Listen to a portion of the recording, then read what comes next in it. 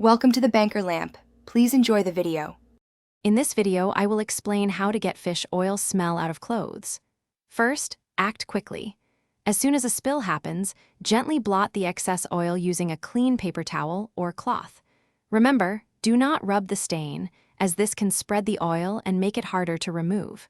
Pre-treating the affected area immediately is crucial for the best results. Now, let's talk about pre-treatment. You can apply a strong degreasing dish soap directly onto the oily spot. Alternatively, a paste made from baking soda and a little water, or even plain white vinegar, works wonders for absorbing odors. Let your chosen pre-treatment sit on the fabric for at least 30 minutes before moving to the next step. For tough smells, a second application can be very helpful. When it's time to wash, always wash the affected items separately in cold water. Adding 1/2 cup of white vinegar to the wash cycle can significantly boost odor removal.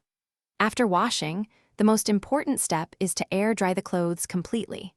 Ideally, hang them outdoors in fresh air and sunlight.